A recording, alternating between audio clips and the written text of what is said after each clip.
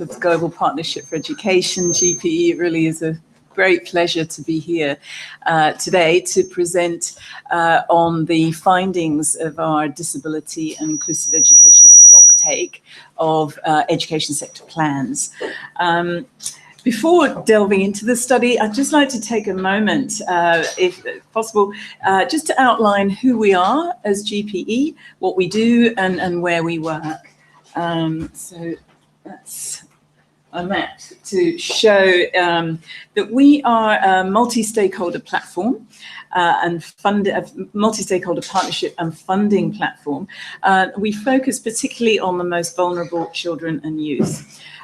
We're helping our developing country partners to improve equity and learning, especially in early childhood and basic education, by strengthening education systems. And I think that's a strong message that we're hearing already in this forum about a systemic approach. We bring together 67 developing partner countries, more than 20 donor governments, international organizations, private sector, foundations, teachers, and civil society partners.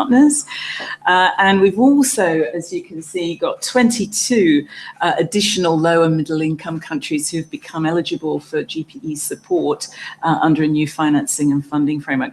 So that's going to take us up to 89 countries. And this area is home to 870 million school-aged children, so it covers a lot. And 78% of the world's out-of-school children are in this area. Estimates say that up to 1/3 of the 58 million primary-aged children out of school are children with disabilities. And we do know that disabled girls are slightly more disadvantaged than disabled boys, although data is a little bit conflicting there, but it does show that for us, inclusion is a very, very important issue. Our strategic plan, GPE 2020, is predicated on the shared vision of Sustainable Development Goal 4 for education, ensuring inclusive, equitable, quality education and lifelong learning for all. And certainly to achieve this vision, we very much recognize that we as GPE, we need to step up our efforts to support our partners on disability and inclusive education if we're going to deliver on the 2030 agenda to leave no one behind. Just a little bit of background on the stocktake. Sorry. Just to let you know, it was completed in February this year. It's available online. I can give you the link later. And the purpose was to understand the status, the commitments, the patterns of engagement, the strategies that countries are using towards addressing education for children with disabilities in GPE countries. The countries that we selected were based on 2 criteria. They had to have an education sector plan that had been endorsed by development partners in their countries, and they also had to have an active GPE education program implementation grant during the period. So we looked at 51 education sector plans and 12 of these program grants. But for the presentation today, I'm just going to focus on mainly on the ESPs. So interestingly, I think as you were saying, Mark, that the stocktake finds that there's a broad foundational policy framework that we can build from because all countries support the Convention on the Rights of Persons with Disabilities. We found that 38 GPE developing country partners have ratified and signed the convention. 9 have signed, not yet ratified, and 13 countries have become members of the convention by accession. So, you know, that's a good platform. Turning to the national frameworks here, in fact, 48 out of the 51 countries do have guaranteed education rights under their constitutions. There's only 3 exceptions to that. And 33 of the countries do have a national disability law or policy. That's in a very broad sense. Some of them may include specific education provisions, but not all. But if we're looking at specific policies for inclusive education, it's much less widespread. And we found only 3 countries, in fact, that have established inclusive education policies. And these are Ghana, Lao PDR, and Tanzania. We've got 13 countries that are sort of planning to draft a policy, or maybe they have drafted one but not implemented it.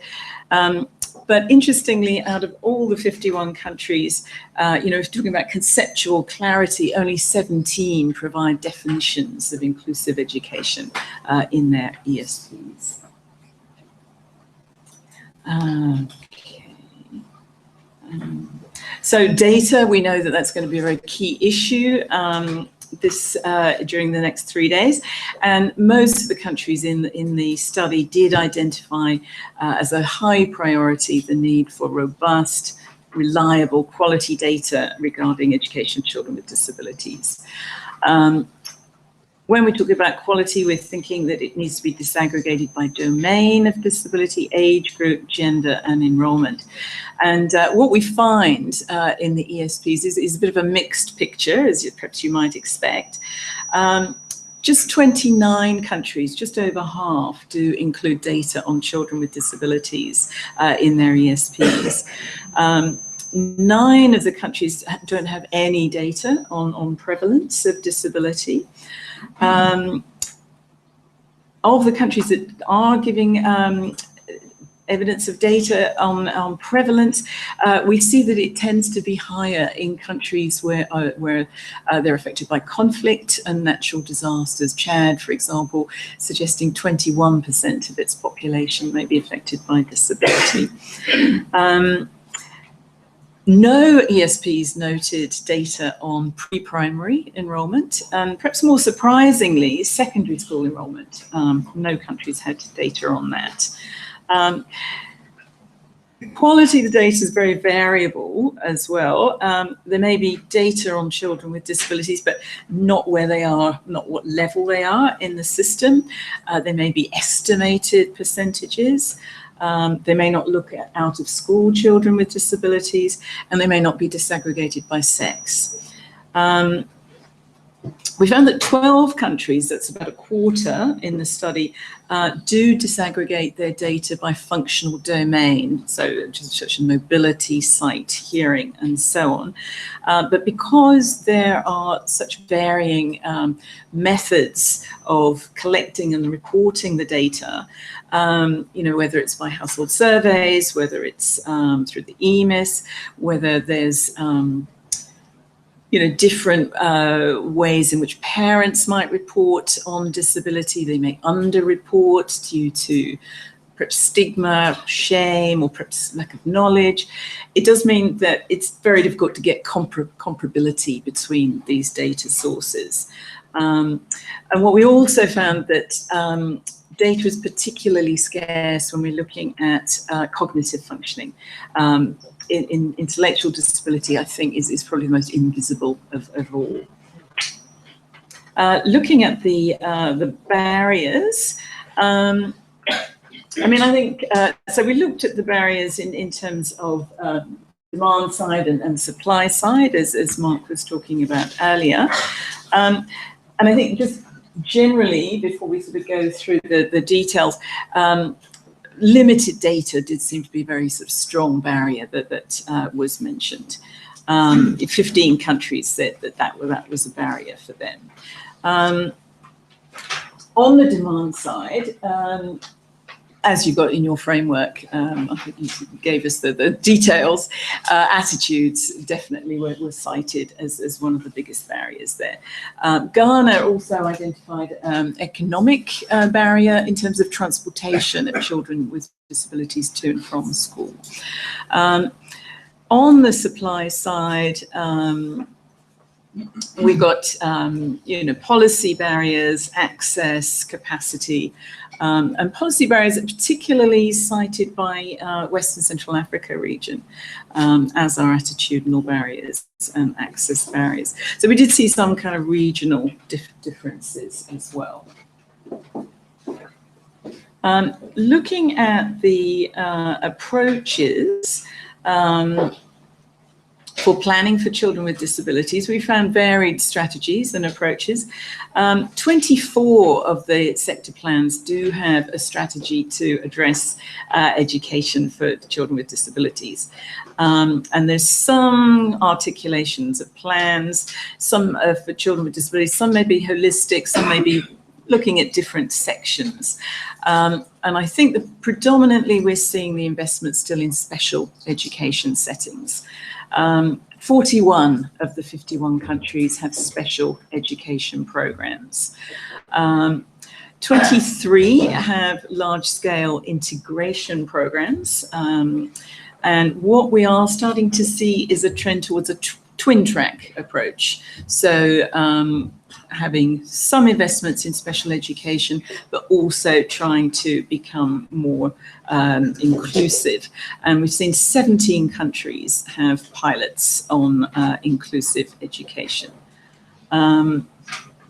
And as you can see from the diagram here, the investments are typically in capacity building, teacher training, particularly including pre-service and in-service, teaching and learning materials, infrastructural access, data, screening and identification, connecting to actually support systems. And as I mentioned before, this idea of using special education systems as well as mainstream systems. If we just consider the findings looking at our GPE goals, we have 3 strategic goals. The first one being addressing equitable learning outcomes. And as we can see, the biggest emphasis in the sector plans is on improving the quality of teaching and learning. But I think importantly, we don't see any of the ESPs giving us data on learning outcomes of children with disabilities. Other ideas here, it's sort of less so. I think it's mostly about in-service and teacher training. In terms of improving learning, we have got adapting the curriculum, I think, is always a very prominent feature. We've got 11 countries looking at that. 6 countries have started to start thinking about measuring learning achievements. Gambia, for example, Guyana, Kenya, Nepal, Nicaragua, and Nigeria. And 4 of the countries are planning to align their assessment methodologies with student learning styles and needs. We're talking about adapting the curriculum. 11 countries are doing that, but we don't really have very much detail about what that really means. So that's something I think that will be a very important part in the framework, is looking at how to get more detail on that.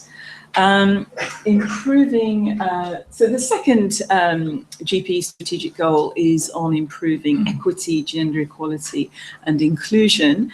And what we see is just 8 of the ESPs are looking at specific needs of girls with disabilities. And we do know that their needs are very different from boys. They have particularly around, managing menstruation, for example, protection, from sexual violence in particular, but only 8 of the countries are looking at that. And 8 of the countries are looking at this demand side by increasing financial incentives, such as scholarships and so on, to promote enrollment. If we looking at the promoting access, then it's particularly the school construction. 21 of the countries are looking at school construction. mostly development of special schools. And I think, I'll talk a little bit more about the financial aspects of that in a moment. Attitudinal barriers, of course, a key challenge, and so countries do have a strong focus on awareness-raising activities as well. Ghana focusing on transport, the only country to do that. The third strategic goal of GPE is about developing effective and efficient education systems. So if we're looking at this goal with regards to children with disabilities, we can see that 10 countries have data collection plans in their ESPs. That's 10 out of 51. I think importantly, we're starting to see this emphasis on cross-ministerial work. I think you mentioned that, Rosangela, this morning. And that's going to be a very important element, I think, going forward, how we work across sectors, not just in education, because the barriers, as we know, are beyond just the education sector. And we're also seeing some scaling up of these pilot initiatives, but still at a very early stage. If we think sort of perhaps, drawing a few kind of conclusions from the stocktake, I think overall we can see that there's just limited data. I think that's always what we know. We need to know more in order to inform better planning, better policy formulation, better financing, as well as monitoring of implementation and accountability. Typically, data on disability is not part of the EMIS system at this stage. We found that we don't know very much about financing and budgeting for inclusive education. There's not very much detail on that in the ESPs. And we don't know very much about what other development agencies are doing either. We haven't seen very much to do with monitoring and evaluation indicators. Perhaps Bifit can take us a little bit more about that. And I think we've been talking about partnerships as well this morning, and we did find limited reference to exploring partnerships with parents' organisations, for example, community and civil society organisations, particularly disabled people's organisations. And I think, while we do have, we're starting to see a little bit more conceptual clarity on what inclusive education is, but in terms of the policy approaches, I think it's still very unclear. Inclusive education, is that the same as special education? Is inclusion the same as integration? So I think there's still a lot of work to be done around clarifying the actual understanding of that. If we thinking of moving forwards, I think we do have a lot of opportunities. I think, we do have some initiatives that we've talked about this morning to try to improve data collection, data usage. We are seeing some cost-benefit analyses because I think in many places there's perhaps a conception that it's more expensive to have an inclusive system. You can't afford it, you don't have the resources. And I think it'd be very useful to have some more perhaps evidence of the effectiveness of existing interventions which support rights-based social inclusion arguments, so that we have some compelling financial evidence of how investing in inclusive education is perhaps a better use of resources. Supporting teachers, I think we're starting to see a lot more about that. Measurement of learning achievements, that's definitely something I think that we would like to see a little bit more of going forward. Clarity of approaches. And I think critically, what is so important is that we're starting now to see a much stronger global emphasis on action for children with disabilities. We've heard a little bit about this morning. We've got the Disability Summit coming up next week, which will really focus global attention on the issue. We've got the Global Monitoring Report, which we've just heard about, coming up in 2020, which will focus on inclusion, particularly children with disabilities. And we've got the Inclusive Education Facility, oh, I've got that right, Inclusive Education Financing Facility, I think. So I think, there is growing momentum, but I think critically what we can see is that the Stocktake has set out a very broad agenda for GPE to direct its efforts, and we very much look forward to working with all our partners to strengthen what we're doing on inclusive education, particularly for children with disabilities, and look forward to working with all our partner countries and partners to see some stronger results going forward. Thank you. Great. Thank you very much. Oh, I just the links. Okay. We're now going to listen to Befit. Yeah, okay. Yes, so let's do.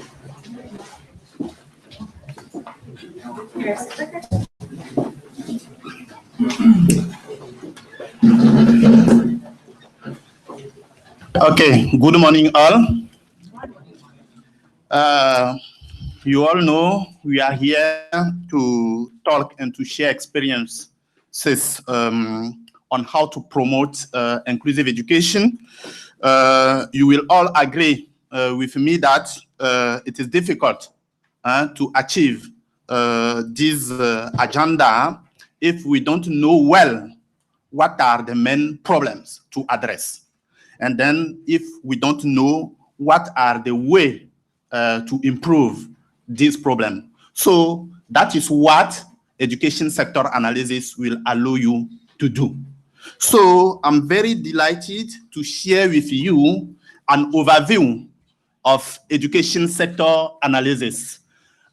This is just a first part of the presentation that will focus, will give you just a broader picture of education sector analysis, knowing that my colleague Natasha will come back on a more inclusive education sector analysis issues.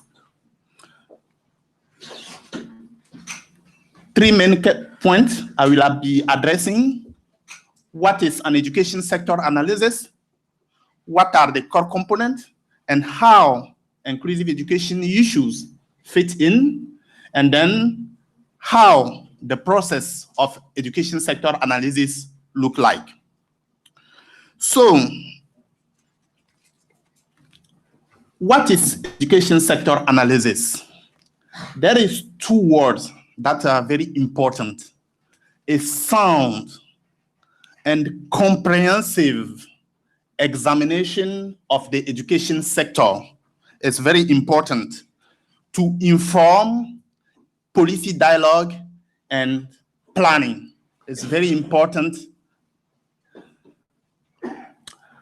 It is a kind of evidence-based analysis. It's not just analysis basing on the opinion of each of us. It's just a evidence-based analysis that will provide evidences on the strengths and the weaknesses using data and statistics from different sources. So it means that the issue of data are very important. If you don't have a real reliable data, it will be difficult to have a sound and credible education sector analysis. It is also an evidence-based analysis that will identify finally the main challenges for the sectors, and then will provide also the ways for improvement.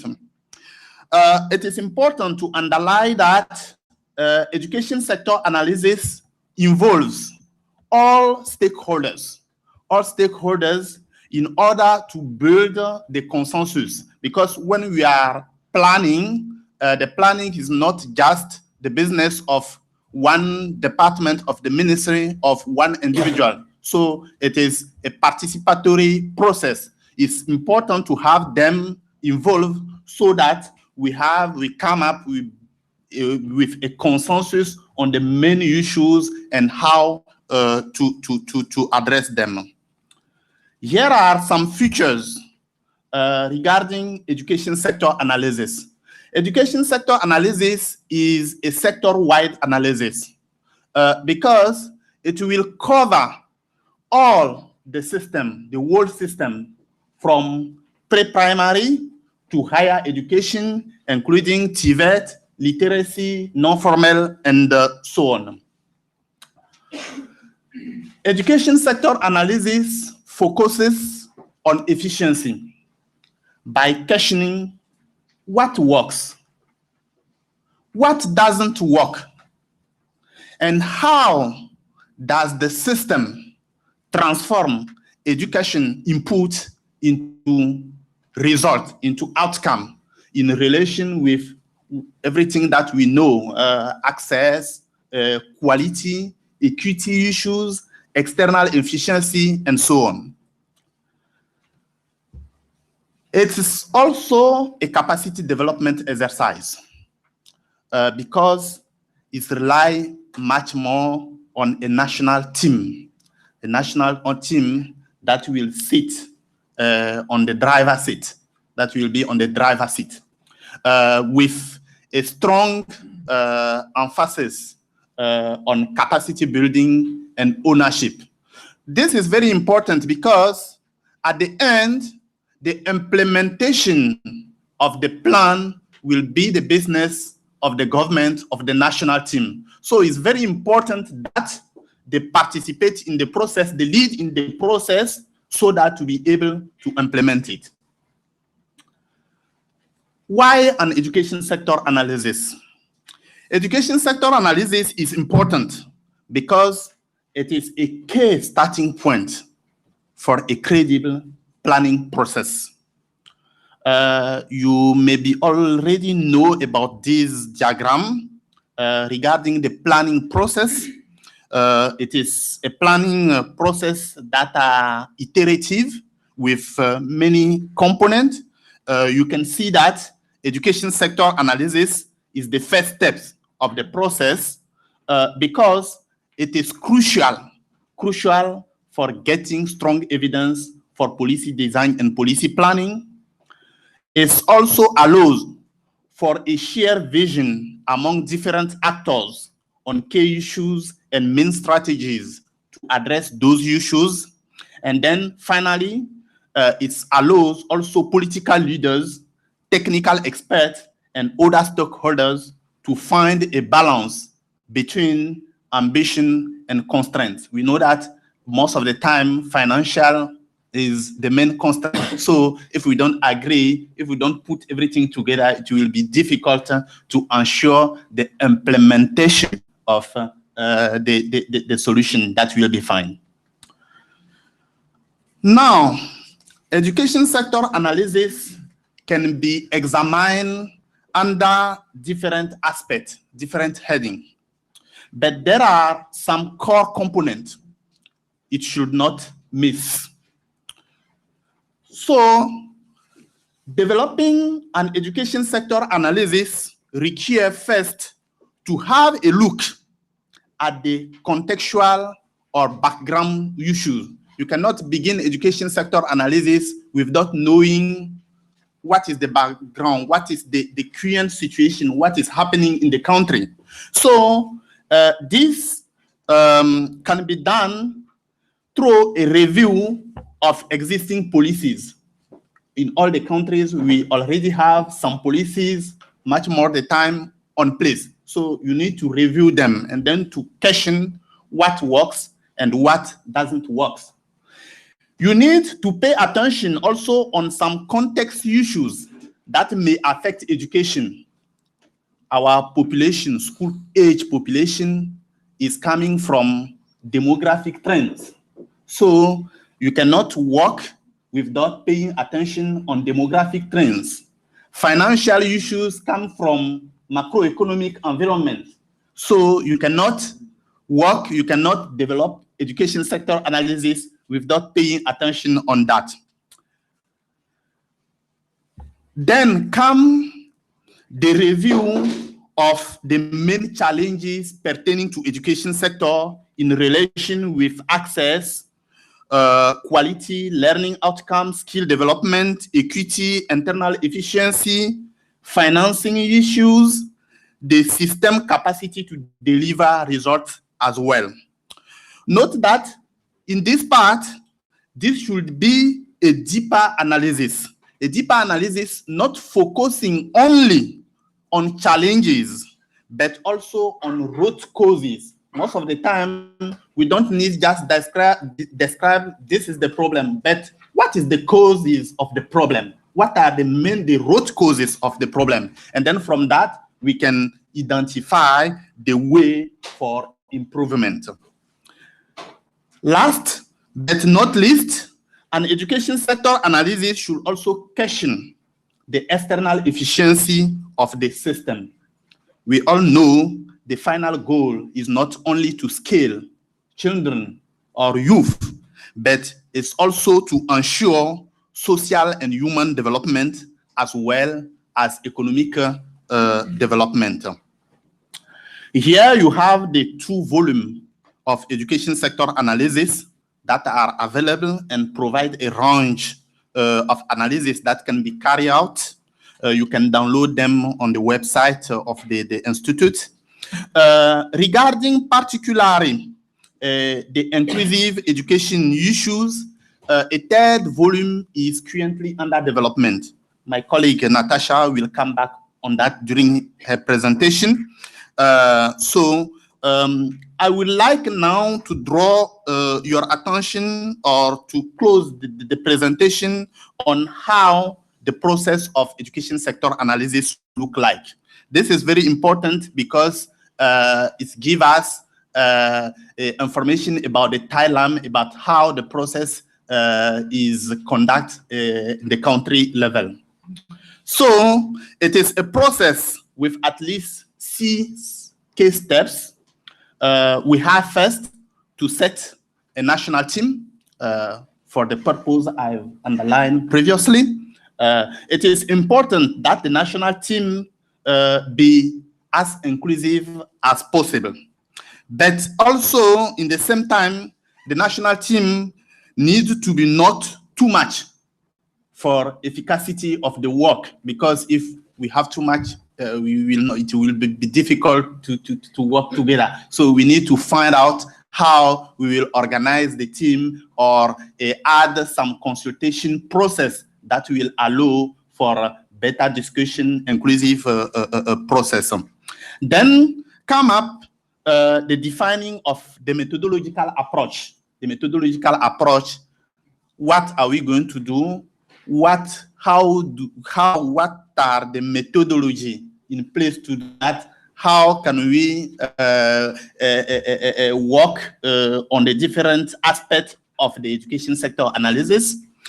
And then we have the data collection, the data analysis, and the drafting of the report, and the presentation of the finding, and the discussion regarding the recommendation. Most of the time, experience shows that it is a process taking at least 6 months. 6 months because most of the time, because of data, because we need to ensure that the data we have are reliable. So is imply some data processing, some data analysis, and it takes too much time. But the most important at the end, it is the stronger emphasis on capacity building and learning by doing and ownership process. Thank you for listening.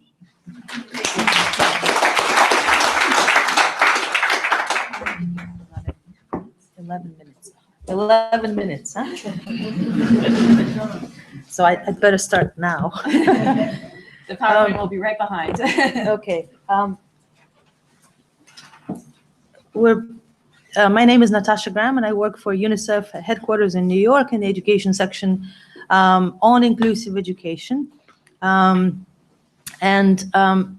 In this presentation, I will be focusing on education sector analysis, but looking at the education system through an inclusive lens. So what does that really mean? We were very fortunate to have Bifit with us because he introduced many of us, I think it'll be the first time hearing here about what is education sector analysis and what the process looks like.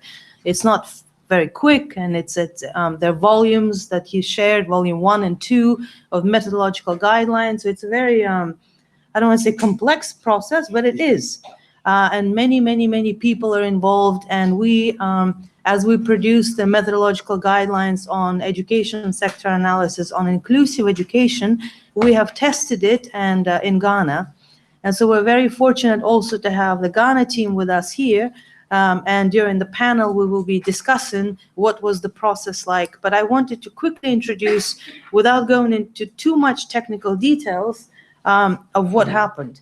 But when we started to prepare education sector analysis, a lot of people started giving us information which actually is not analysis. It's sometimes advocacy or what should go into it. So we thought it's very important to countries, to development partners, to everybody else, to define what is analysis and what do we actually mean when we go to analyze something.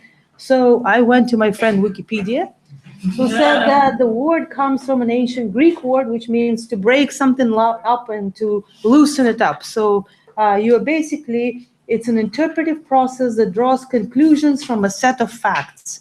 And that goes really nicely with what Bifit was saying, is that set of facts is just a lot of data.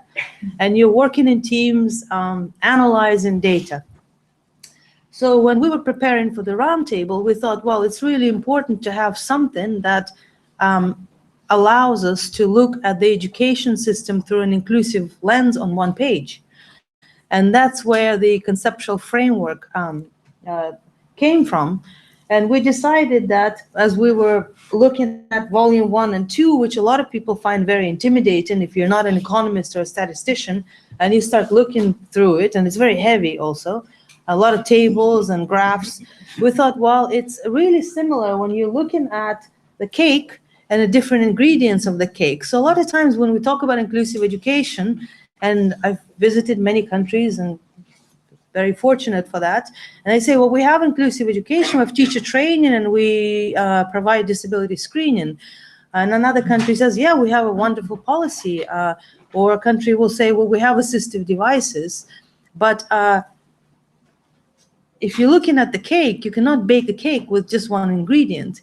So you have to look at a set of ingredients which is the same, because education sector analysis core components is like a set of ingredients. So you cannot just look at one thing. You have to look at everything in a very systematic way. So the same way as you're looking at education system and how to make that system inclusive, you really need to look at supply side, quality, demand side, so that is a service delivery, and Mark presented on that, and then also look at enabling environments, so you have the laws and policies, data and evidence, leadership and management, and finance.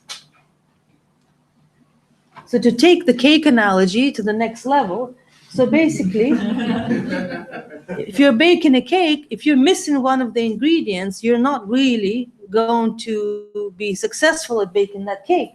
So you have to go through laws and policies and leadership and management. So you start with that. And then a lot of countries have looked or attempted to look or start teacher training. So you have to start analyzing that. And is it pre-service, in-service? What type of coverage? Do you have teacher deployment, learning materials, the infrastructure, curriculum, student assessment? And just when you think you're done, then you start looking at the attitudes and the cost, data and evidence, learning support, student assessment, finance, and then risks and the rewards, which we always say it's a little bit of a weird one because it doesn't fit within, it fits, but there are a lot of overlaps. And what we have done for the roundtable, we have also prepared a toolkit, which is in your packets, that has 1-pagers on every single block in a conceptual framework. So that was a really quick introduction to education sector analysis, but when you actually go through looking at the education system through an inclusive lens, we found out that section 1 of the methodological guidelines, it's really important to put everybody on the same page first. So you have to have the overview of inclusive education for children with disabilities, definitions, concepts, and principles. As Mark said, and other presenters have said, what people mean by inclusive education may not be the correct definition, may not be in line with the convention. We now have the general comment and the article, and it's a lot of supporting documents. So before we do anything, we just want to make sure that everything is in line. So, and of course, if we're looking at children with disabilities in the education system, but then we realize that a lot of children with disabilities are not in school. So analysis of out-of-school data is also really important. So these are the first preview before you even go into the analysis, but you have to do some, thank you, 5 minutes, homework. And then we go into the laws and policies, system capacity and management, which we have actually a presentation on that later on in during the roundtable. Then we talk about early learning, access, curricula, aids, adaptations, assessments, and teacher training. So everything is, you're looking through every single block in your system through an inclusive lens. Demand side issues, I will not go into detail in this presentation, and cost and financing. But what makes it analysis? So in methodological guidelines, as Biffet had explained in volumes 1 and 2, so that's the regular sector analysis, and also an inclusive sector analysis, we provide a lot of tools for analysis. So that's if you have a policy, well, how do you assess, how do you analyze how good is your policy? So we provide questionnaires, checklists, tools, and that is the process during the panel after our presentations. We have 2 countries, so Ghana has actually gone through sector analysis, and they will share their experience going through, getting organized around how to do the analysis, and applying some of these questionnaires and checklists, as well as developing additional ones as part of the process of analysis. So available in late 2018, so that's the volume 3, which doesn't exist yet. It's in a draft format. And of course, Paul de Dakar has a wealth of experience doing sector analysis, and a lot of it is in-house experience and expertise. But then a lot of countries, as they engage in sector analysis, we need to make sure that there's an operational manual as to how do you do it? How do you get organized before you set to analyze? What is the process like? And during the panel, Ghana will share with us how they've done it, how many teams were involved, which departments, which units, DPOs, and how long the process takes. So that will all go into the operational manual. Thank you very much.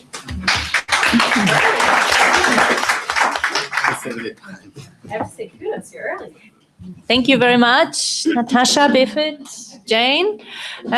We have a short discussion session, so I invite people to come forth with some questions. So feel free to ask any question that refers to the presentations of the 3 panelists. So any questions? Do we have a microphone, Tori? Since we are streaming the event, we encourage people to use microphones, because otherwise people who are watching from across the globe, so to speak, will not be able to hear you. Okay, Fred has a question over there. Could you just present yourself, who you are, please? Okay. Frederick Haga from the Ministry of Education, Kenya. And thanks for those excellent presentations. When presenting on the education sector analysis, I get the impression that it's really got to be an objective process. And I was wondering, is it a process that should be outsourced, or does government or ministries of education lead the process? Because I'm thinking about objectivity against ownership. So I wonder what the good practice or best practice is. Thank you. Thank you, Fred. Should we collect a few questions first before? Yeah? Okay, we have another one from Andres. I hope I pronounced the name correctly. Could you present yourself as well, Andres, please? Thanks. I'm Andres Vivier. I'm education specialist for early childhood development at UNICEF South Africa. My question / comment is actually around data and the availability of data and the inclusions of children in preschool years, birth to school going age, because that is remain, and I know the Washington group is also working on that, but in statistic collection that remain a challenge. And that challenge filtered down to you cannot plan because you don't know, you cannot measure, you cannot collect the data because of a range of things that impact on, and if we're talking around inclusion and children with disabilities, that period where we build the foundations for them to go into school, but also planning for early intervention services and early identification. Okay, thank you. Another question? Yes, over there. Hi, I'm Jimmy with the UNICEF Nepal. I just wanted to share an observation with BFIT because we did go through the education sector analysis and found them extremely useful. And thank you for your presentation. One of the things that we noticed in Nepal, and I think my colleagues will also have that observation, is that it's, at least in our case, it wasn't so much a linear process. I mean, the sector analysis was going hand in hand with the development of the education sector plan. And we wonder if countries often are in a position where they can hold everything for 6 months or more to go through an extensive analysis, if it not should be integrated with the development of the plan. So more an observation, I guess. Thank you, Jimmy. Any other questions? Yeah, one more and then we'll respond. Thank you very much. Mike Kahiti from Ministry of Education, Kenya. And we have, for the first time in Kenya, started the education sector analysis in preparation of our 5-year plan that is going to run from 2018 to 2022. But the big problem is how to distinguish, when you are doing now the whole sector analysis, the disability aspect, so that you can easily now get data that is purely disability oriented and separated from the normal, because most of the time you find most of the services are provided in a school level, and therefore they are integrated sometimes, and most of the disability issues are integrated in the normal planning sector. And therefore we have had some challenges there to actually say, this is data that relates to funding of, for example, disability alone. This is the data that relates to the disability children. And we have had some challenges in the facilities, infrastructure, and all that. That separation, I think, we would be very happy to hear how you would distinctively tell, this is only for disability, this is for the general school provision system. Thank you. Thank you, Michael. Would you like to go ahead and answer the questions? Yeah. Okay, thank you for the questions. Regarding the first one, I think that yes, so we can question how the process work really in the country level. You know, most of the time the requests come from the government, meaning that the government is supposed to lead the process. But when it's come up to support the countries, we need to widen and then to open it for the involvement of the other stakeholders. This is very important to ensure the credibility of the analysis. If not doing that, the main issue, and then let me confess you that we have had some experiences in some countries when you found some result that is not useful for the government, they will tell you, we are not agree with this result. And then sometimes, let me confess that it's very difficult. So that is why, even if it is an evidence-based analysis, because we have data, we are working on data, and that is what data are telling us, I think that having the other stakeholders in the process is very important. Now, we need to pay attention who will decide about who will be participating in the process, because it's also important. If it is just the government that will identify the main stakeholders that will participate in the problem, we may be facing to the same issue. Most of the time, I believe that it's very important also to rely on the development partners at the country level, as well as civil society, to help ensure that finally we are in the credible way of identifying the many issues pertaining to education sector analysis. So yes, I agree with you. It's kind of government lead process, but trying to have on board the other stakeholders is very important. I think that I will elaborate also regarding the last question.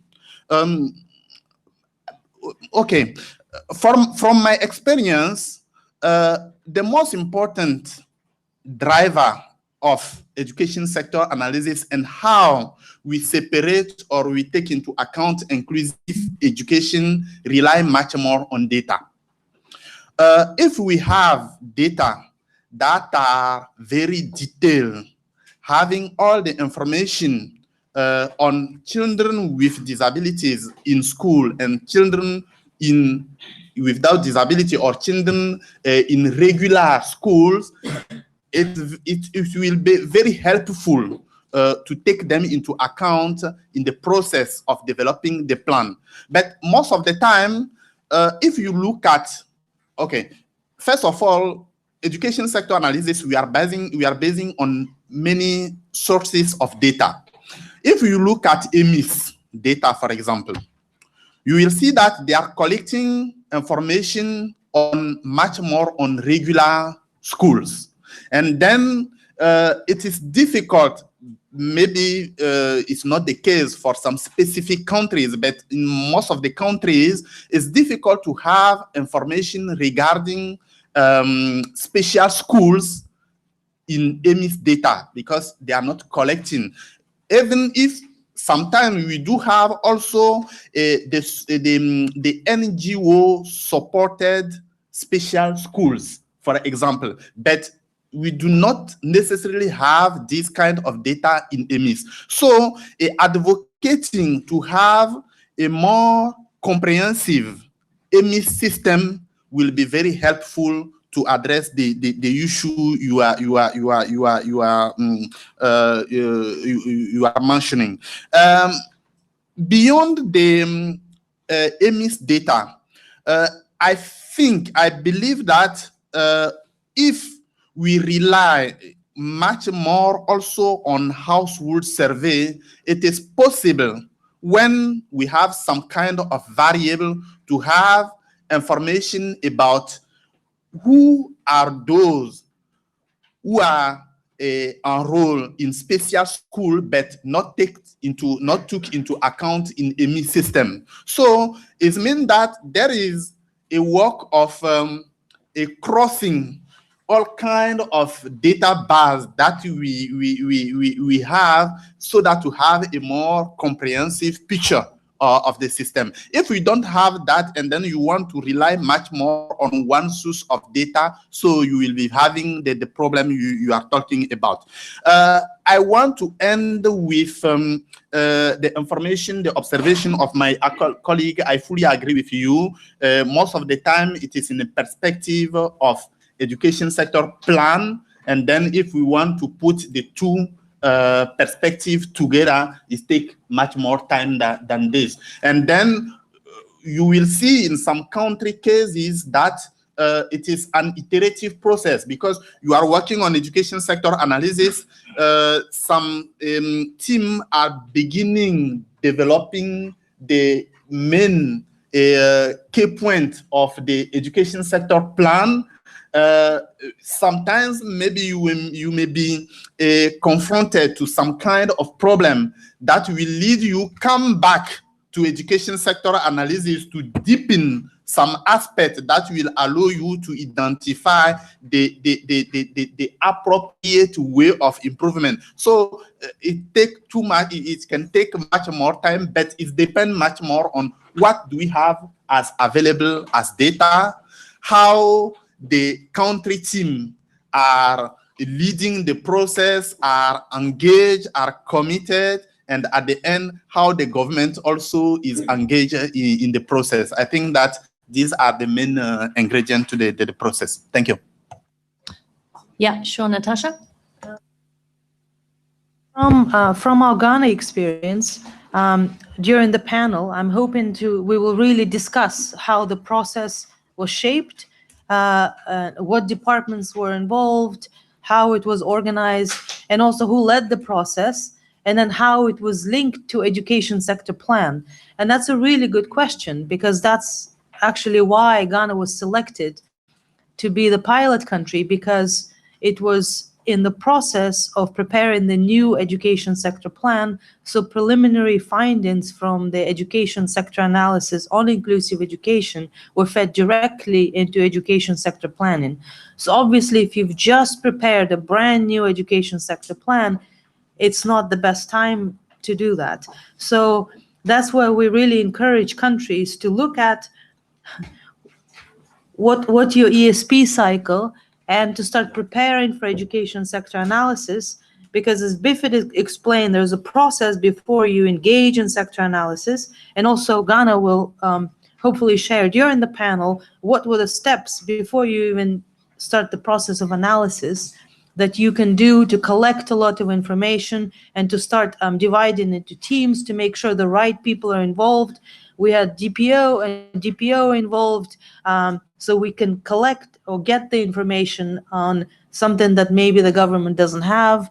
Then we also will have a separate session during the roundtable on analysis of system capacity, which is very important, especially in inclusive education or in education in general. When you set up a system, well, how do you know whether it's working or not? And then you can design interventions or make sure in the education sector plan you're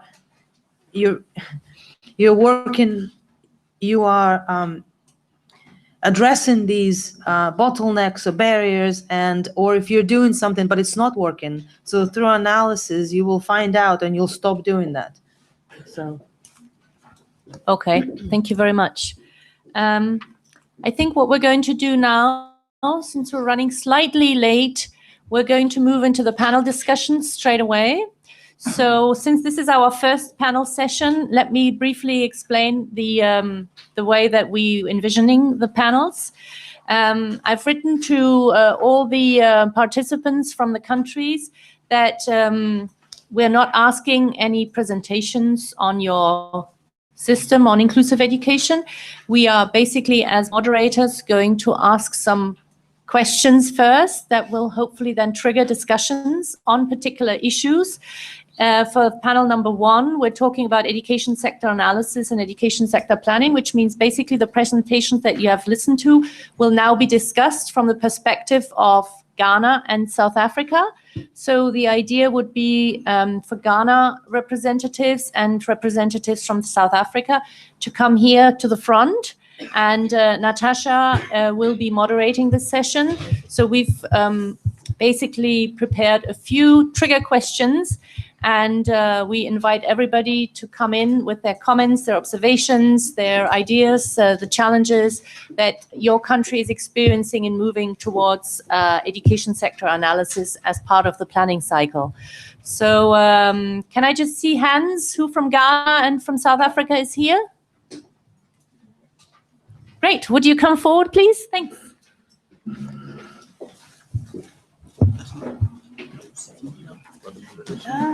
Yeah, I think I will just stand to keep some space. We have We're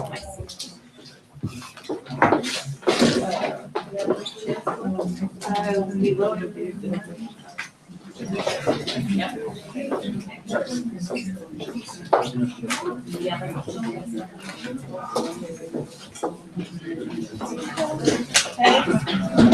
be a little tight.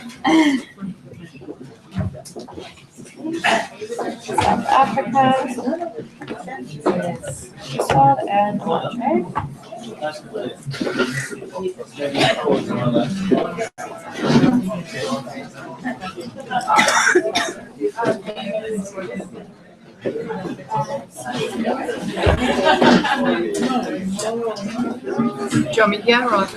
You there, Andre? That.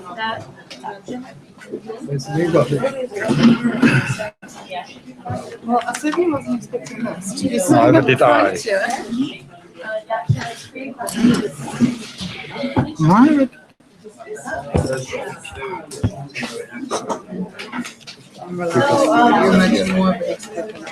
If we can please start, I'll be on the side here, but I'll be here. So if we could please ask everybody to introduce themselves first. We've got Ghana and South Africa here at the panel.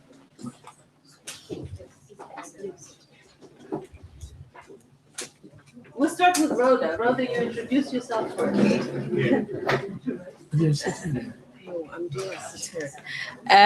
My name is Rhoda Encho, focal person for inclusive education for UNICEF Ghana. Hello, my name is Ernest from the Ministry of Education, Ghana, Wesley Otuya. I'm Oberon Jalil Odum, a representative from the DPOs, but working with Inclusion Ghana. Good morning or afternoon. I'm Andre Vivier from UNICEF South Africa. I just need to apologize. Our government representative, Dr. Moses Simelane, has missed his flight. So we are not able to talk on behalf of government, but believe me, we have opinions.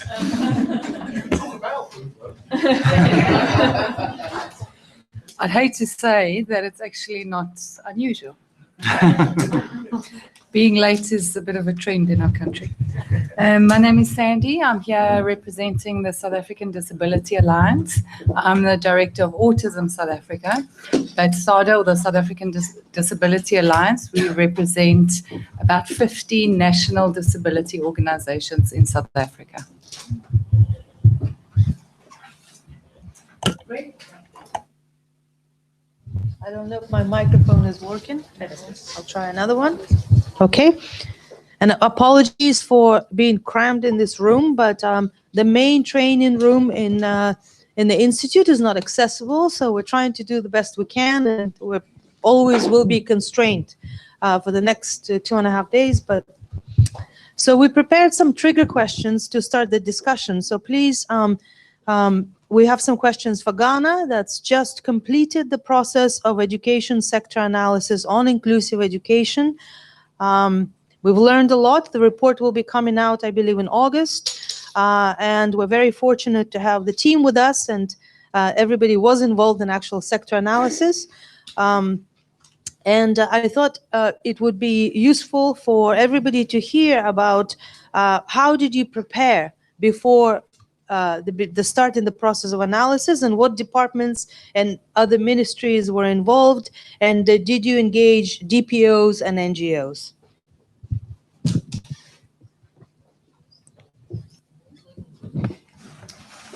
All right, thank you very much.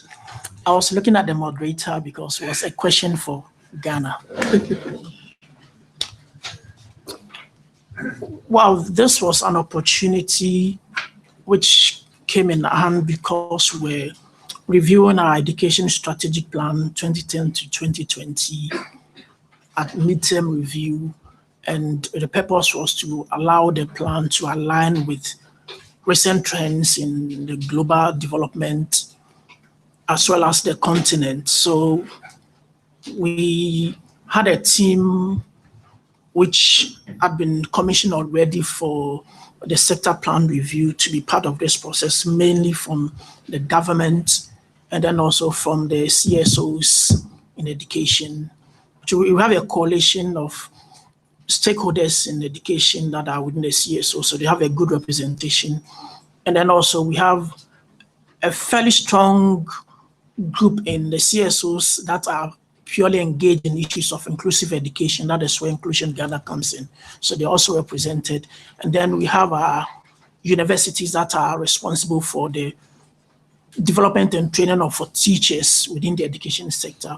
So this is a spectrum of group that we have. And then we have the development partners representatives that are also part of this. So these are the cream of people that have been part of our engagement. So we got them on board to come this far. I think I've not left anything. Yeah, I think there was some ministries, departments, and agencies like the Ghana Health Service. Yes. As well as the Ministry of Gender, Children and Social Protection. So in fact, we have education has a cross-sectoral impact on other things. So the Ministry of Gender, Children and Social Protection, as well as the Ministry for Local Government and Rural Development. Thank you. Rhoda? Just to also add a bit to what they have said, before all these things came into realization, we also thought that there was a need to draw up a terms of reference so that it's clear what the objective of this sector analysis was seek to achieve and what we'll be looking at achieving at the end of the whole analysis. So it's always good to have a terms of reference to know who are the key stakeholders who will be involved and what outcomes we'll be looking out for at the end of the day. Mark, question? Yes. Where did the impetus come from? Where did they sort of Thank you. Where did the pressure come from? Was it from to look at children with disabilities, inclusive education for children with disabilities? Did it come from within the Ministry of Education, or was it your external partners, your DPO partners who were pushing, or was it from the minister himself or herself, or was it from the development partners pestering you, saying you must include children with disabilities? Where did the impetus come from? Well, Ghana's education system has been more involving. So let me explain the process, because the need to review our sector plan was agreed upon at our annual sector performance review. Every year we bring together all relevant stakeholders in the education sector, which involves all that I have mentioned. And under the leadership of the ministry, this was commissioned. So we first did an education sector analysis. And when the report was presented, collectively during the discussion, we found that there was less information on equity. We found that the equity aspect of the analysis has to be deepened. So that was commissioned by the education sector working group, which is broadly called a leg in most countries. Here we call the education sector working group. So that was where it was commissioned. So in the process of taking up this exercise, the opportunity came that Ghana has been selected as one of the countries to be part of this inclusive education work that is being done to produce additional documents for education sector guidelines. So we took advantage of that opportunity. And so we work on this process. Yeah. So it was a collective decision that was agreed by our sector. And evidence-based. Yeah. Evidence-based, that's the fact. Yeah. Thank you very much. There was also a really interesting process that took place. So Rhoda explained there were terms of reference drawn. So then everybody was on the same page, and it was clear as to what was going to happen and who was going to be involved. But then do you remember there was a large group that all gathered in one room? And so how did that group divide into smaller groups, and how did the process look like?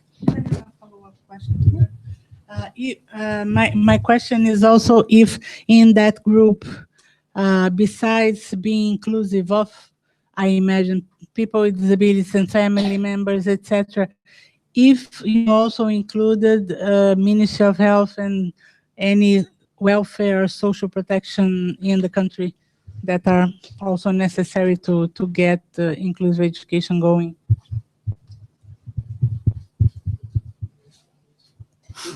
So let me take the second question. Yes, the Ministry for Gender, Children and Social Protection has departments. One of them is the Department for Social Welfare. So they sent us, we have a representation. And then also we have the Department of Children, which also has a representation. So we have them on our members, the bigger group, and out of that we had to select a core team because not everybody could work on a document at the same time. So a core team was selected. Yep. On the first question that Natasha asked, before the mission started, we had 3 missions with the global team. The global team was made up of members from UNICEF headquarters, from Global Partnership of Education. We had Bayfit from the Poly Dakar office. We had one person also from the UNICEF regional office. And we had the UNICEF Ghana country office members also joining. And on the first mission, we had a big meeting with the leadership of Ghana Education Service and the Ministry of Education to actually spearhead the whole process because it was a request from government and it was happening at a very good time because the ESP for 2010-2020, as Ernest has rightly said, was under review. And at that meeting, we all had a very good picture of what was on the table for us as a country and where we were going with the analysis. And we also had a breakdown of the team, the bigger team, into 3 different teams. We had the policy and system capacity team. We had another team looking at data trends, and then the final one looking at the cost and financing. So looking at the crop of stakeholders we had, we then had to look at what were the different expertise for these stakeholders so that they can make meaningful contribution to the different team. So if you take a team like the data trends, we had officers from IMES, we had from Ghana Statistical Service joining that team. And then for the policy system capacity, we had our DPO partners. We also had a development partners team also joining. And then for cost and financing, which mainly lies with the Ministry of Education, we also had members from MOE, Ministry of Education, joining. So that bigger team was broken down further into smaller groups. Thank you very much. And I don't know if you remember the last slide in my presentation. I talked about the methodological guidelines, but also the operational manual, which will include the process of preparing for education sector analysis and also organizing during the missions, the team organization, the terms of reference, and also the process. So the last question I have for Ghana is, what were some of the key challenges and what do you think went well and how long the whole process took? Well, one of the key challenges was after, we've had some discussion during the mission.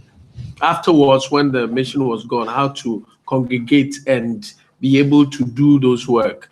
I think it was one of the big challenges because you have people from different regions and different places and trying to get that done. Also, it has to do with trying to find information.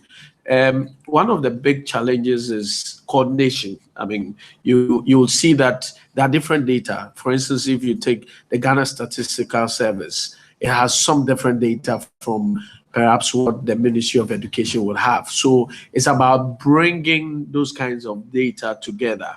But it was a very good experience. Now, those 2 organizations, MS and Ghana Statistical Service, know that they have to work together. which is a very good thing.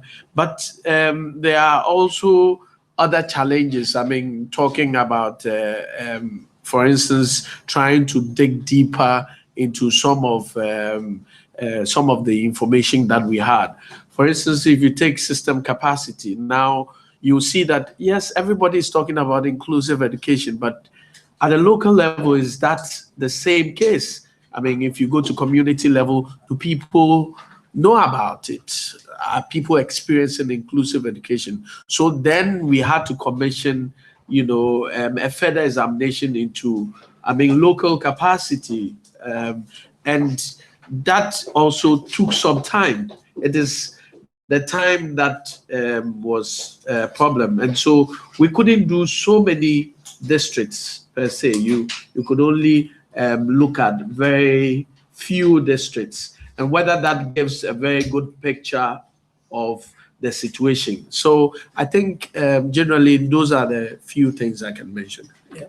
One important challenge, which we didn't see it as a challenge, but during the process, which you mentioned on the data, Ghana Statistical Service collects data at certain times of the year, and then the places of collection are different from what the Ministry of Education does. But we always want to have data convergence. But the timing is different. One is collected over every 10 years, and you do extrapolation. And what you collect actual on a yearly basis, we want that to merge and to have some convergence. But we realize that, we have to be real and be realistic with ourselves. So those are some of the things that came up. Critical also is the issue of financing. We thought we were doing so well or so little, but doing the analysis with the support of the external team, we realized that there are even some of the cost elements we are unable to break down further. And my colleague here was very instrumental in helping us to realize. So we realized some challenges even during the process, and which I would say too, we realized that the existence of certain structures like a student information system is very important, because we only base on extrapolation, and when your system does not grow at that rate, then you seem to have a problem. But because it's not the real, it's an estimate. So these are some of the challenges which... Yeah, thank you. No, thank you very much. That was really interesting insights. And the last, you've touched up on it already, but if you could maybe talk a little bit more, is how was it linked to sector planning? I know that there was one mission when we were in the same hotel in the conference room, and the sector planning workshop was next door. So there was a lot of back and forth and making sure it's the findings from the sector analysis, they don't just sit on somebody's desk, but they are directly linked to education sector planning. So I was wondering if you could spend a couple of sentences talking about that. Yeah, that was a very tough one, because I happened to coordinate all of them at the same time. So my role was to, on the other side, we're doing an analysis, historical trends generally, but our team on inclusive education is focusing to look at how the needs of persons with disabilities are addressed within that. So the critical thing was the financing component, which really informed what we are doing, because we tend to overlook and do a general kind of pro rata approach to cost everything. But when it comes to persons with disability, it is important to begin to realize the unit cost component. So those are some of the things that we're pulling along the line to be able to make sure we thoroughly address the financing component, and also look at what systems exist in the mainstream schools, which we want to use those same systems to address the needs of persons with disability. So those are the things we try to merge together and be able to have realistic approaches to addressing mainstream schools as well as specialized or inclusive schools. Well, thank you very much. And one question, and then we will be traveling down south to South Africa. Hi, I'm Grace from DFID. Thank you for setting out that process. It's very interesting and helpful to understand it. I just had a question about how you undertook the analysis of, I suppose, attitudes and experiences at the school level. So in this whole process, how did you approach sort of visiting schools, mainstream schools and segregated schools, which I imagine there are segregated schools as well, and speaking with children with disabilities and their parents who are enrolled, who had been enrolled, who dropped out, just to get their sort of actual experiences of how the systems were currently working as a test of the effectiveness. So I'd just be interested in a bit of that sort of understanding of the approach to that qualitative experience-based data. Thanks. Do we take one more before? Or? Well, just very quickly, we will actually have a separate session during the roundtable on assessment of system capacity, which is exactly what you just asked, how to make, or asking parents and children and teachers and district officers of education and various focus group discussions. Maybe you can take 1 minute to just summarize what was done, but we'll have a session and we'll also have a panel on that. So as an advantage for the ESA work we did in Ghana, we also realized that there was the need to collect primary data at the system level. And so what we did as part of the analysis was to do not a scientific kind of survey, but to sample 9 districts across the country, northern, middle, and southern sector, having all districts involved. And what we try to also do is, in our sampling of districts, we included districts that benefited from support from UNICEF in implementation of inclusive education, and then districts that received no support for implementing inclusive education. And we actually came up with questions as a team, that's the policy and system capacity team, looking at key questions that would have to ask parents or ask children with disability at the community level to get that qualitative data on why it's important to even include children with disability in the mainstream school. So we did a bit of analysis on attitude at the community level to help us get that qualitative data. Yes. Okay, we have 3 questions. If it's for Ghana, very quickly, because we would like to be also spending some time with South Africa. Thank you very much, Michael Kahiti from Kenya. The issue of inclusivity across the education continuum, from pre-primary all the way to the university. How do you deal with it? Because what we have seen most of the time is that focus is mostly put at the primary level. And when it goes beyond, it goes to secondary, but not at a higher scale. But the issues of TVET and universities in disability is a major problem. I don't know whether you dealt with that. Thank you. Let's take the rest of the questions and then we will. Okay, thank you for Ghana group. Really, we learn very much from them. But my query, it's not question, from the expert side, you know. I'm in dilemma. I have gone through the sectoral analysis type of literature, but maybe I'm wrong, you know. The notion of sectoral policy analysis, so far I have found different, you know. Whether it is a good idea to focus on certain component of education sector or to analysis whole sector of education. So if we focus only on inclusive education or TVET or early childhood, then is it the sector analysis or just background analysis, background study? I could not understand. Maybe sometimes it need to go deeper into the certain areas, but I could not understand what is the actual notion of, sectoral policy analysis. I want to know from expert, not a Ghanaian group. Well, thank you. And Jim? Yeah, mine's a similar kind of question, really. It's really, how did you decide on the scope of the analysis, on the level of ambition of the analysis? Because education sector analyses are often done after you have education policies to look at gaps in the policies. Is there a clear policy already on disability issues, or is a policy also being developed?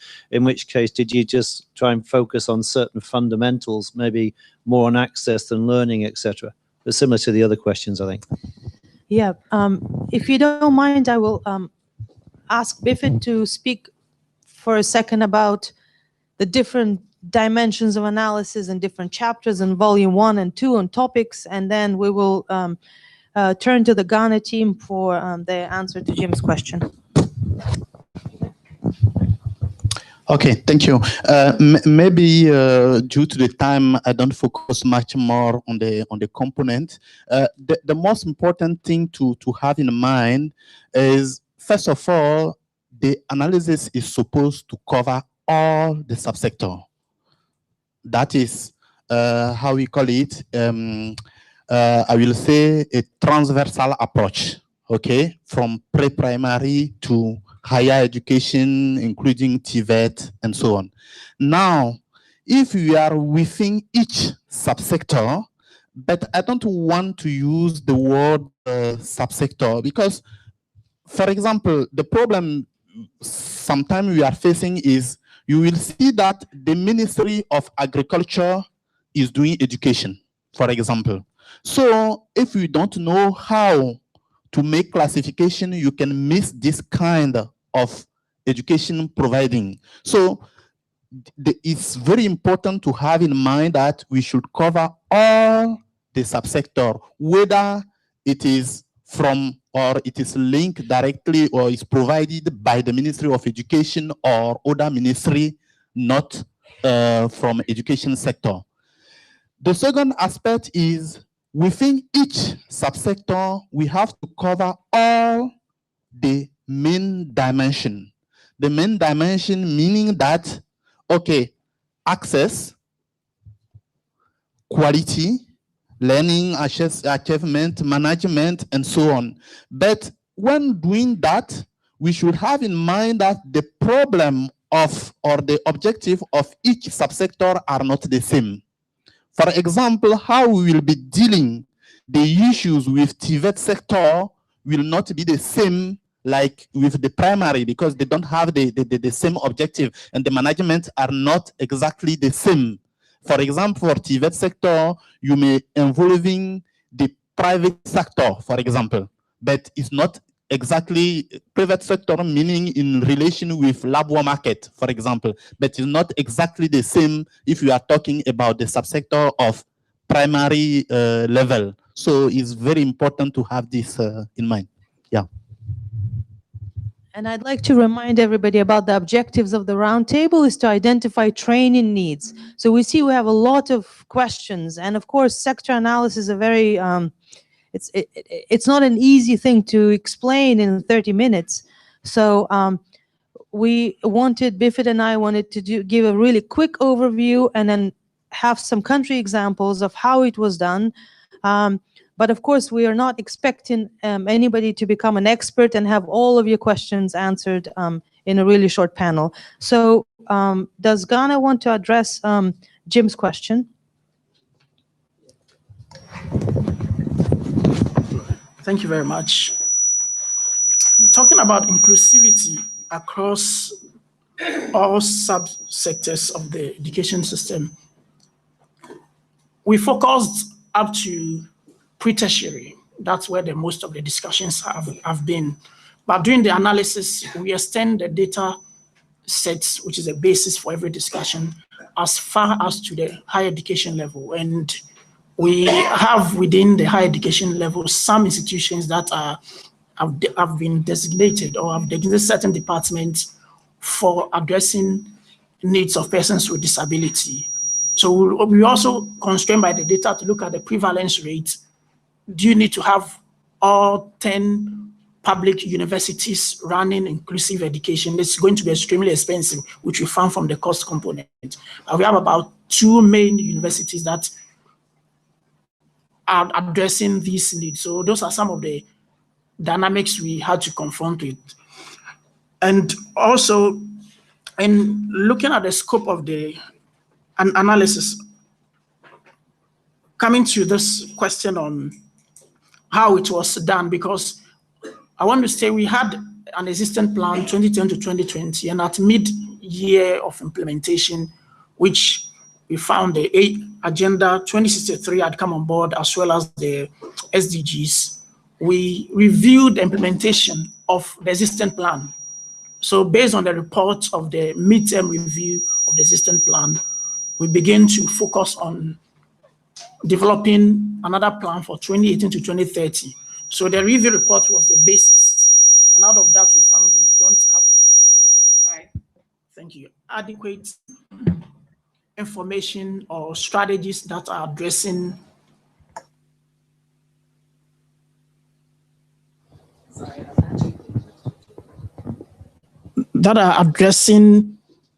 the issues of persons across the system. So that is one component which informed what we had to do in the new plan, and for which we found it's important to look at it. And one other speaker talked about TVET.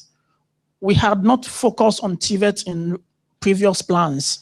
We have always absorbed that under secondary education, but it also became evident. So we had to take TVET component and treat it as a major thematic area and look at how resources are addressed. And it was around that time we found about 10 to 12 sectors are running TVET at the same time, which Bifit mentioned. So the first thing is to bring all of them together and have a standardized approach, have standardized certification. So when you have this, the preconditions established, you will be able to determine what you need to do, and also to address the person's issues for persons with diverse learning needs.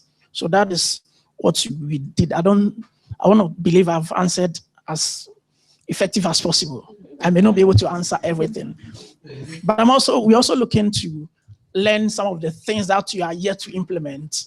Yeah. So some theories are very important for us to take into our experiences. Yeah. I think the policy thing, of course, there was a policy before that. And obviously, trying to implement, we think that there could be challenges, which is why in trying to dig deeper, we try to look at the system capacity. There has been several sensitization, capacity building. There has been transfer of tools and, materials to people. But then the question is, how is the system supporting, at local levels and things like that? So there was an opportunity for us to do a little bit of examination to gather more evidences, to be able to do advocacy and perhaps provide the resources that are needed. I think that's an answer to the last. Yeah, thank you very much to Ghana for explaining to us a bit more about the process. We have a lot more questions, I'm sure, or details. And now I would like to have a couple of questions for South Africa. Whenever we talk about African inclusive education, there are 2 countries that come up a lot, that's Ghana and South Africa. And we know that South African policy has been in place for a long time, and it's been implemented, which is what is one of the biggest struggles in many countries, is how to implement the policy. So how did you, the very broad question, how did you get all the stakeholders involved and on board? And did you do any type of analysis, or did every department just all of a sudden become inclusive? Or how did this process take place?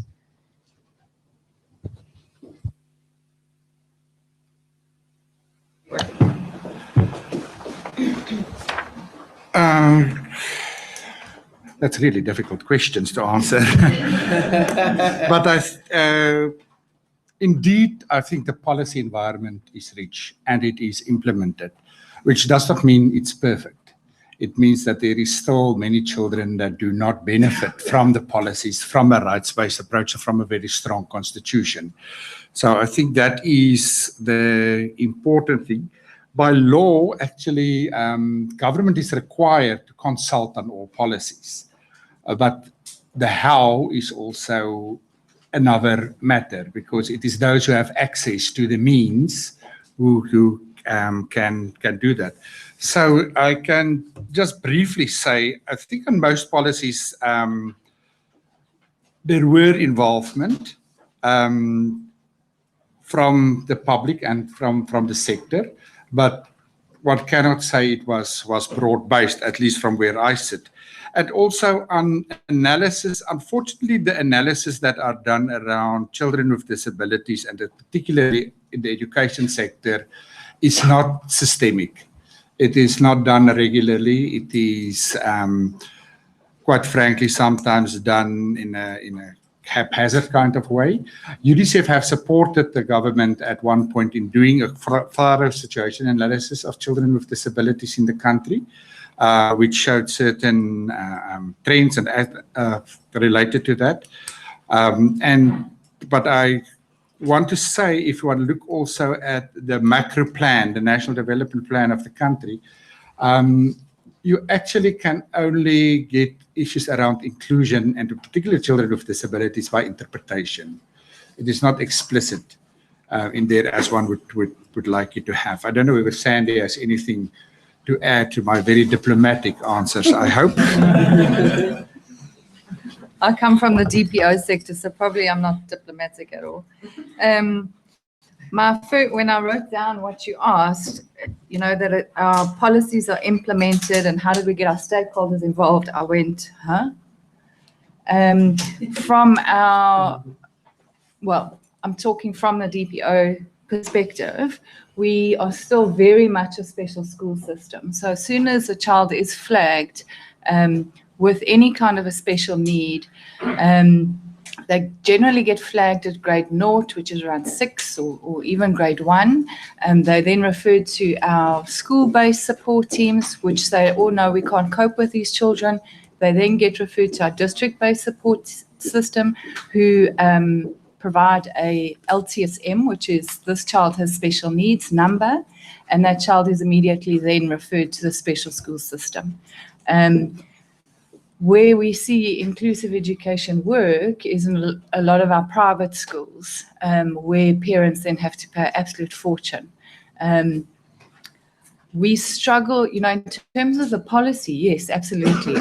Departments of Education and Departments of Social Development are very good at consulting with DPOs, with other organizations, with many sectors in South African community. We just still really see that implementation gap. The biggest one for me is that number 11, the attitude. As soon as you see that teacher is passionate and that no matter what, they're going to include that child then is not even accommodated. The child is then in a quality environment because the teacher is determined to include that child. But that's not really what's happening. A lot of new special schools have been opened, especially in one of our provinces over the last 12 months. But what happens is that teachers from mainstream education are then in excess in their posts and then dumped into special schools and have no idea what to do and how to cope. So the children are just babysat, really. Sorry for not being diplomatic. We have just a few minutes, and I know that South Africa will be part of other panels, so we will make sure South Africa goes first next time. But do we have any questions from the audience? Please, 1, 2, 3, 4, 5, 6. Okay, so we will take the 6 questions and. Hi, my name is Litea from Fiji.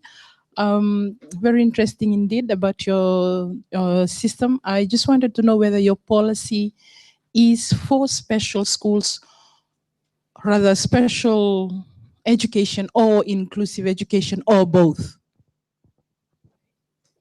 Okay, next question. my query is, even in Google, it is easily available, the NQF, National Qualification Framework of South Africa. Is there any linkage with the qualification of disabled children and the NQF of South Africa? If not, is there any initiation taken to revise the NQF of South Africa? Thank you. Thank you. Question number 3, over here. Thank you. Oh, sorry. Maybe this question would have best been addressed by government, but I just wanted to find out whether an evaluation has been done from the point you started implementing the inclusive education policy and now, and what really the outcome is, whether there are still big challenges or maybe whether there are good reports to talk about. Thank you. Okay, question number 4. We had somebody, Mark. Okay, well then let's just do the 3 and see how far. I'm Rosangela. And we'll take Rosangela's question now and then we'll just go to the answers. Thank you. South Africa has such a strong governmental empowerment, like, I don't know, group of advocates for disability inclusion in all senses for so many decades already. And my question is, of course, stigma, discrimination, like social norms, cultural norms, this is cross-cutting to everything related to disability, inclusion or exclusion.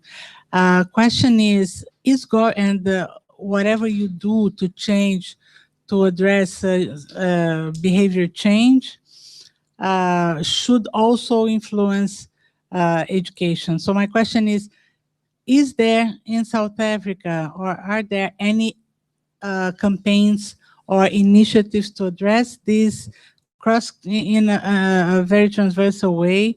And for UNICEF, we work a lot with communication for development that we normally have in some countries, we have specialists, in some others not, but we have a lot of capacity on C4D, as we call. And I was wondering how the education team in the country office could provide to the country the knowledge on C4D, even the KAPs, the knowledge, attitudes, and practices analysis to be combined with education sector analysis to address all the attitudes, to analyze what are the root causes, what are the critical things that you have to address attitude change and its analysis, so it could probably be aligned in some way. And we are talking about not only why parents have low expectations on send kids to school, but in sending kids to school, you are talking about violence in school, you are talking about the use of wash and so many other menstrual hygiene management for girls with disabilities and so many other things. So I think this would be something that could be included in the context of education sector analysis as well. Something concrete to address stigma discrimination, right? What would be the possibility? Thank you, Rosangela. Unfortunately, we will not be able to take any more questions because lunch is waiting. And the big challenge will be to answer these questions in less than a minute. So,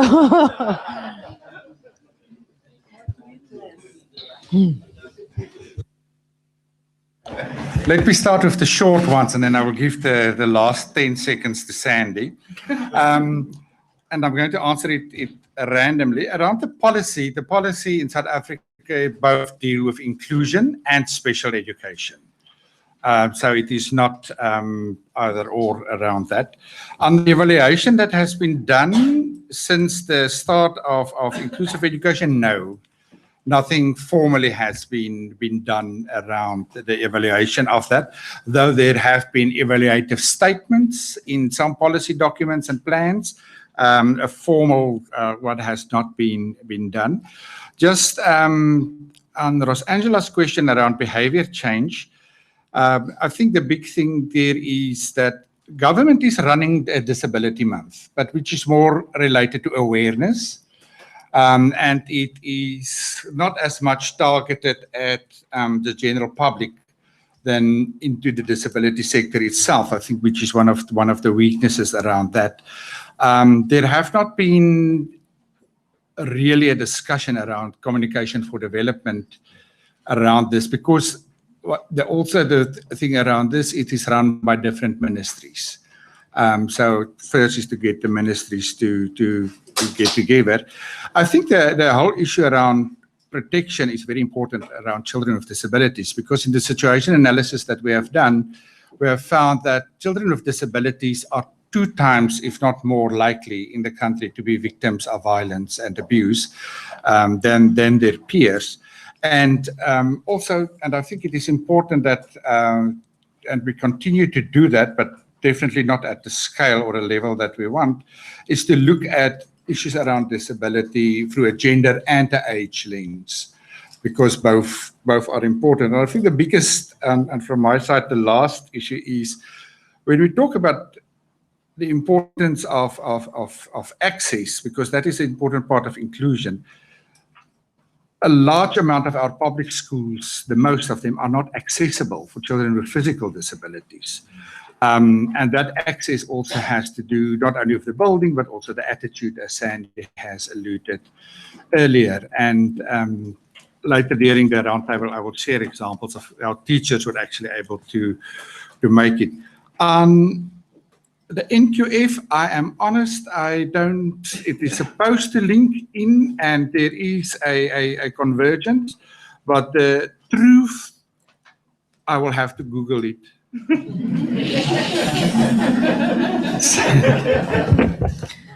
I can add a little bit in, because I've been involved in developing some of the NQF levels and occupations.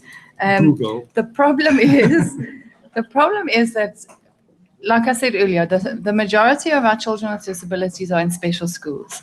They leave those schools with an attendance certificate. So the NQF levels start with a certain amount of literacy at least.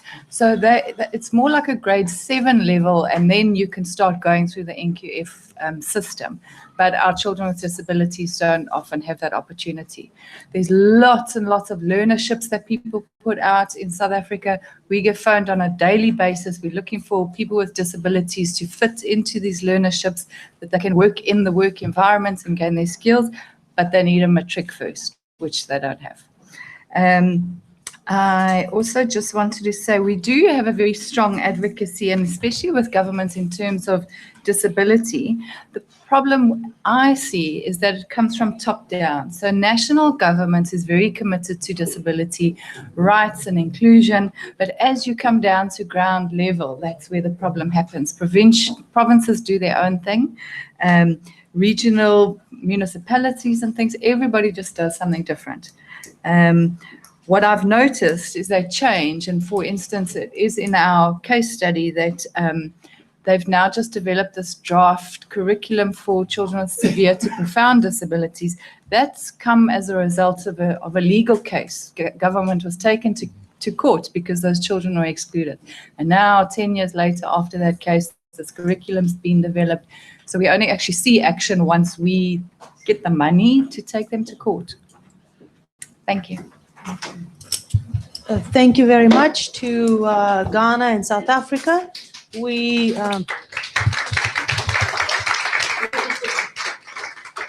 will be able to hear from both countries in the next day and a half.